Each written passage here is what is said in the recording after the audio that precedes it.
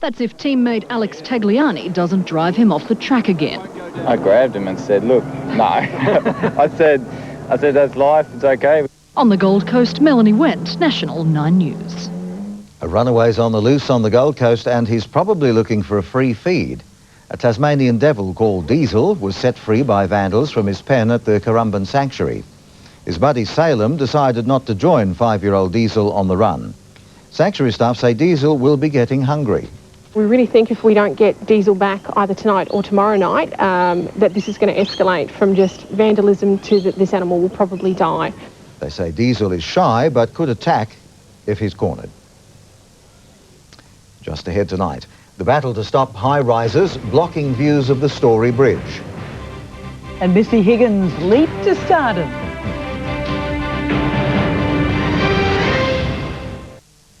The man who saved Sydney's Rocks area from high-rise development 30 years ago is now trying to do the same for Kangaroo Point.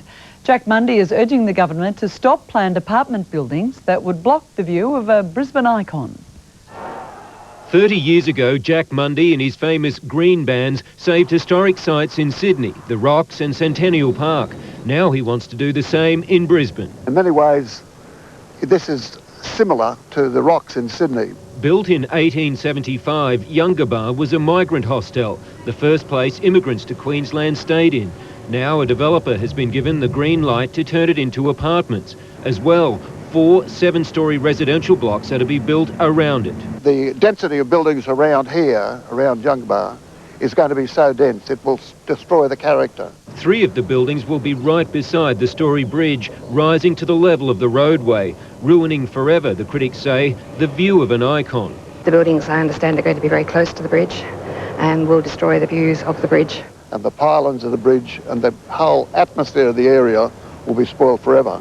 The project's critics want the state government to buy the land back, and if there's to be any future development here, they want stricter height restrictions imposed. The government, though, has no intention of breaking its deal with the developer.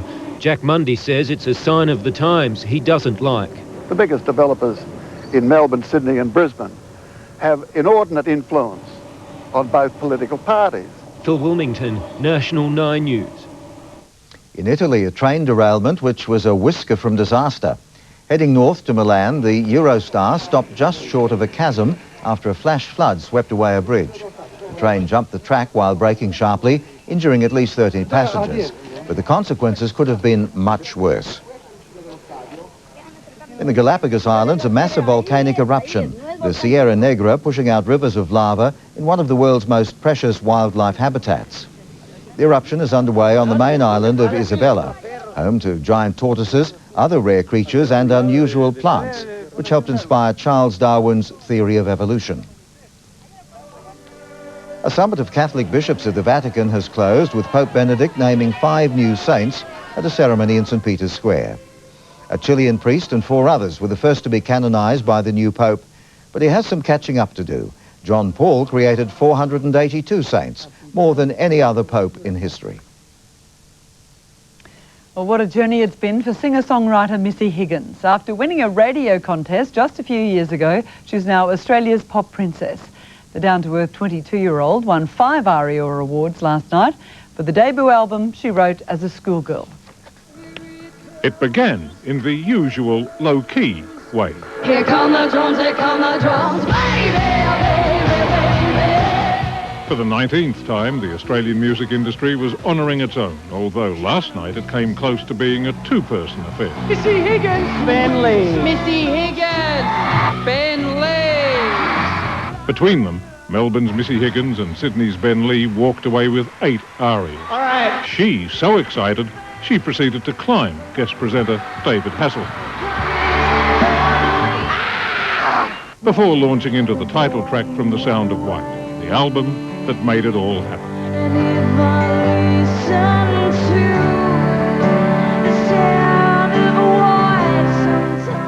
Ben Lee, best single, best independent release and best male artist. Last night, he says, saw a new breed of thoughtful musicians. You know, the old guard is more just sort of debauched rock and roll, you know, not caring. You know, this was more it was a craftsman sort of event. And that's the way I like it. Some awards were surprising. Grinspoon, who won Best Rock Album, thought they didn't have a prayer. I'll be shooting for thrills when I walk out that door. Anthony Kalia always had one, his The Prayer, highest selling single. And speaking of the debauched old guard, self-confessed, they made room in the Hall of Fame for a working class man from Scotland. Peter Harvey, National 9 News. A substantial evening, I think. Yep. There's Walley now with sport. The Diva stays on course for the Cup. Ah, yes, Bruce. She's still a chance to make it 3 from 3. We'll have that. An early finish means an early start for the Lions. And the wedding ring that meant no match. I'd imagine the only person happy with this state of affairs will be Damien Morrie's wife. Tonight's Sports Report is brought to you by Virgin Blues Web Check-In. Check in online from your home or office to give you more you time. Good evening. Well, Andrew John's Tri-Nations tour is over. The star halfback pulled out today because of his injured right knee. Instead of going to England, he'll stay home for treatment.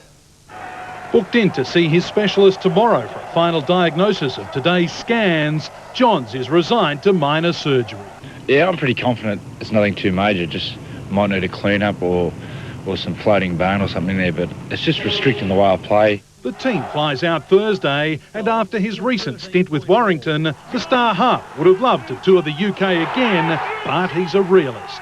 I've just got to be smart about it. I'm not 21, I'm 31 now, so just can't be pushing myself when I'm injured. The Brisbane Lions have begun summer training less than 2 months after their disappointing 2005 season came to an end. A lot of young guys coming through and improving. Glad you could join us for tonight's weather. Proudly brought to you by RACQ.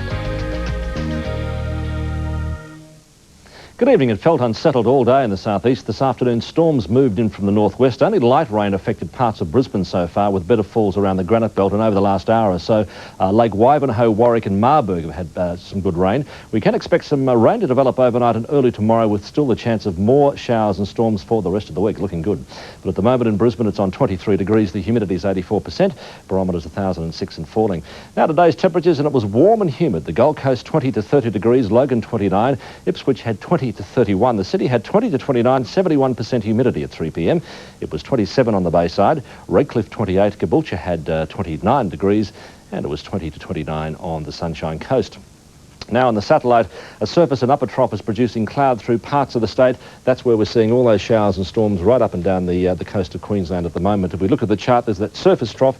East of that, the instability, at least for the rest of the week. Now the capital city forecast, a few showers in Perth and Adelaide tomorrow, some showers in Hobart, showers clearing in Melbourne, possible storm for Canberra, but a mostly fine day in Sydney, and a late storm for Darwin. Into the northern centres of Queensland, very unsettled up there again tomorrow as well. Afternoon storms and showers down the coast, 31 for Cairns and Townsville, 30 degrees in Mackay, then showers and storms further south, Rockhampton 32, 28 in Gladstone and Bundaberg, and 29 degrees for Maryborough.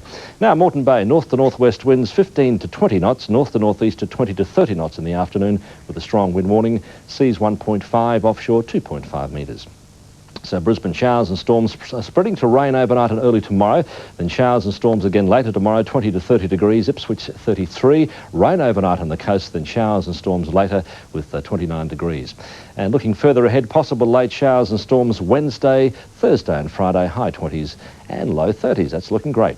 Well, it's amazing how this small amount of rain has turned the grass green overnight, and we certainly saw that when we visited Glen Eagle State School. Glen Eagle is just near Beaudesert, and the 120 students were there on the oval to meet us this morning.